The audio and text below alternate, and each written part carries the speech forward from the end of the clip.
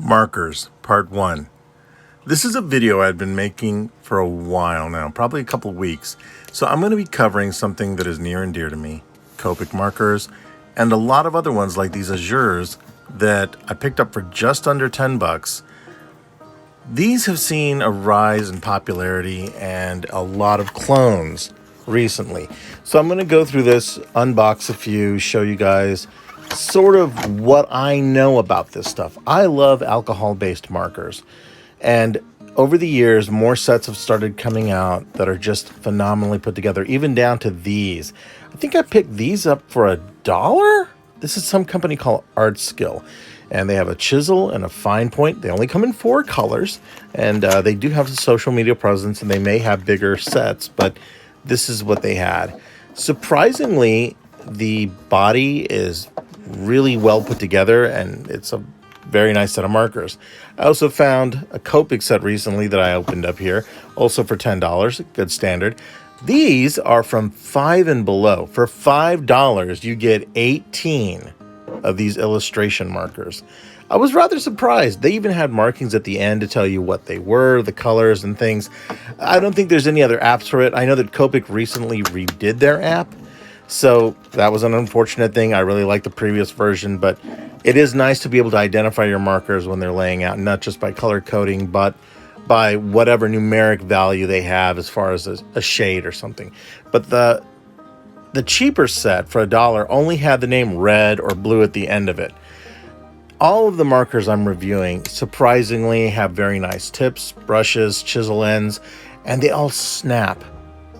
They all snap tight and seal pretty satisfyingly. So here's all 4 of them from that smaller collection, black, blue, green, and red. And now here I wanted to point out that I've also been noticing that clear blenders, just like this one here from Copic, have been coming out in some of these sets. I think it's the Azure set I'm going to show you here in just a second that has come out. These things I always have at least 3 or 4 of them, and I love both the Copic sketch, and then I think this is the Chow version. No, not Chow. What is it? This is the original, the OG version of the Copic ones. And the next one here, I believe this is this is Blick Studio. Now these surprised me quite a bit because they are essentially Copic marker clones through and through. Now in the next video that'll be coming after this, it turns out this is going to be a multi-part video series on markers. I decided if I'm going to go ahead and go deep on this, I'm going to go all the way through.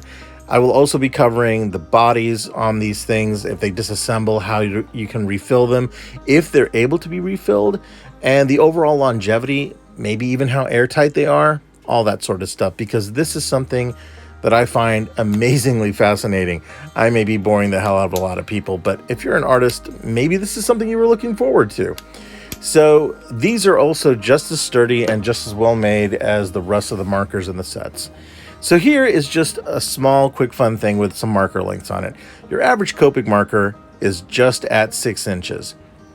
So I'm going to go ahead and start placing all of the rest of them that I have on here from Art Alternatives and all these other ones. So you can also see some of the different ones that I'm going to be comparing and contrasting. And I'm going to be doing sort of a unique, well, to me, it was a unique way of looking at them. I'm hoping it comes off pretty good on camera.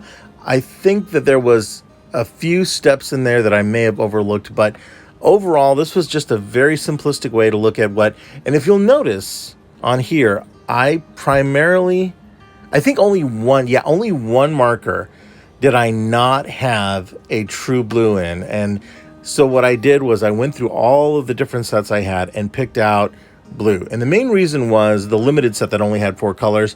One of them was blue, one was red, the other one was green, and then there was a black. And I decided to just go through all of them and pick out the one color that I had across all the lines in some capacity, and it turned out to be blue. And it was something of a true blue to a midnight blue. This was the sky blue variant for this one. It's actually a rather large but very nice and comfortable marker. They all have some sort of markings on the end of them. For the test, I decided to go ahead and use some illustration pad from Artist Loft. This is the brand that Michaels carries.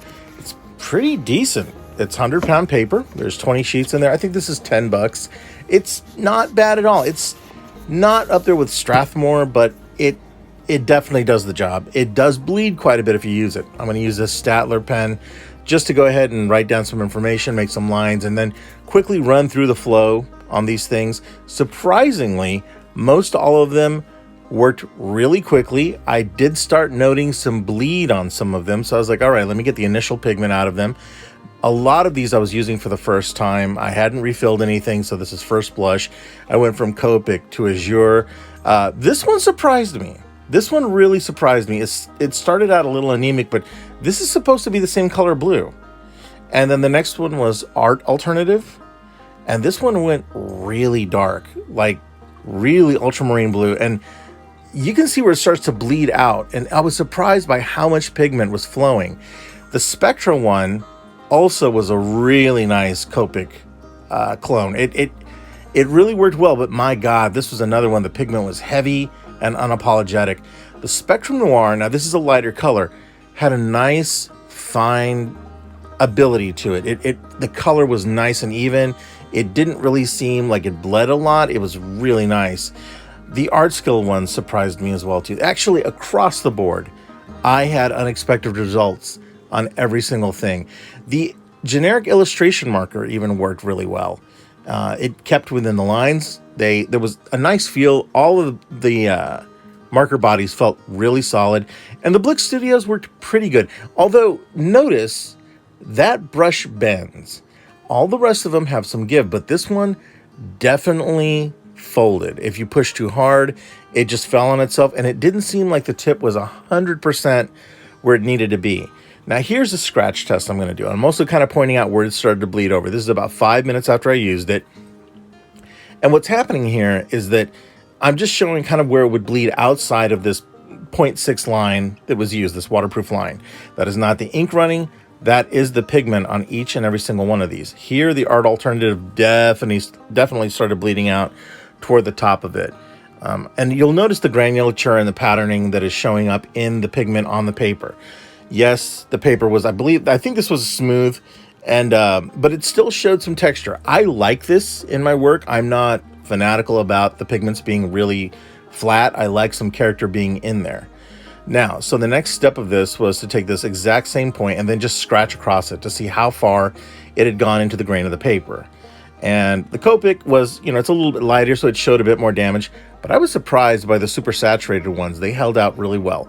And this is an old scribing tool of mine that I've had since college, and I've used it for all sorts of modeling details and things, but I thought it was perfect for this.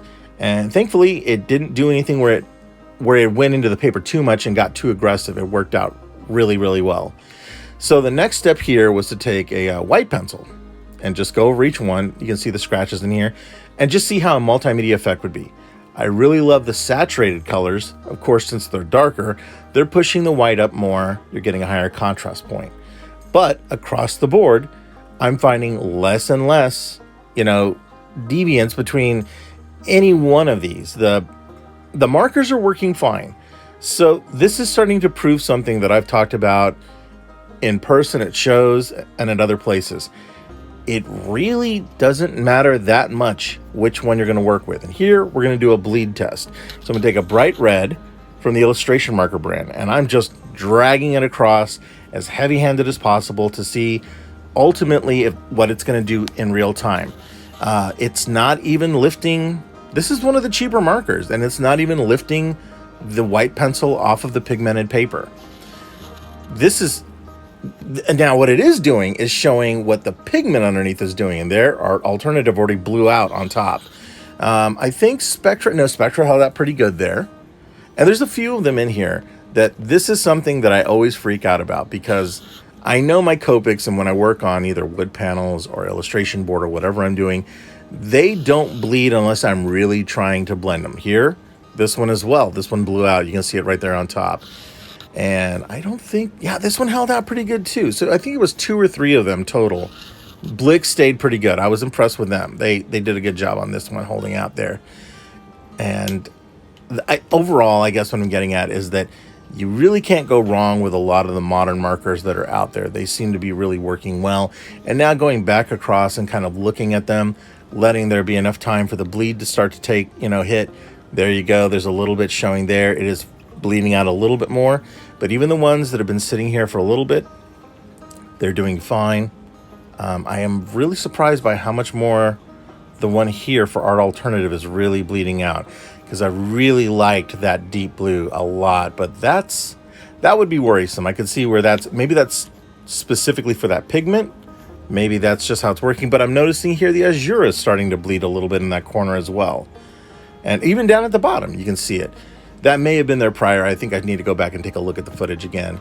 And Copic, being the champ, holds out really well.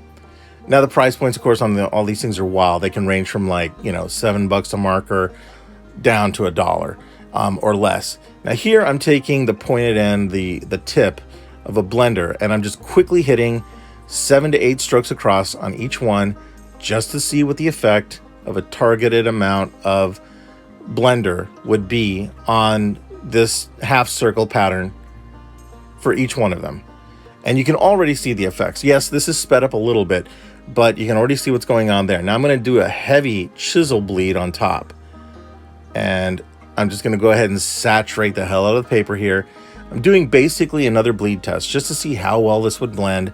And then I'm also going to go back over with one more color here at the end just to see what it does. But some of these, this is really nice. If I know that I want to switch out a blue for another one, this is good to find out, like, well, hey, if I have a clear area that I really want more to go on to, then that works.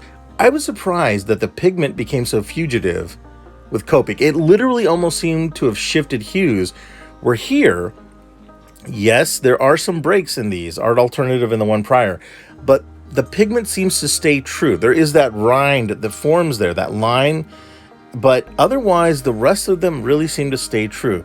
These two here bled out beautifully, and I really like that. It could add some, it could probably work really well with an airbrushing technique on that. So here I'm going to go ahead and take, I think it's a red-orange on this one. Yeah, I'm just going to go, no, this, yeah, it is orange and blue. And I just wanted to see what it was going to do, just going really heavy over an area that it had exposure to the blender and a previous color. Now that is pencil underneath it. I think that's an HB2 that I had drawn in with. And none of these markers, not one of them really affected any aspect on the graphite. That to me was phenomenal. This is the science behind this stuff fascinates me to no end. And here, like, so now I've let some time go by. I've really let everything saturate in, and you can see that there's a lot more happening here with Copic. It starts to resemble the other ones. And like anything, for any of you that have worked with markers, you know what I'm talking about. Stuff can go crazy. The more you layer it, it starts to turn into mud. There is a real art behind this. And if you look at that color blue that is right in between the blue and the orange, that wedge right there, on all of them, it starts turning this weird muddy purple, which unfortunately is not coming across as true as I'd liked it to have in this video.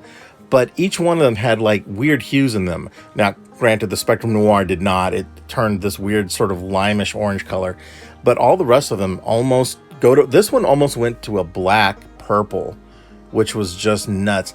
But I love it. Again, this goes to show that even if you pick up some off-brand versions of markers, there are some wonderful things that can be found utilizing this. Now, not one bit of this has covered the light fastness or the durability to other multimedia aspects.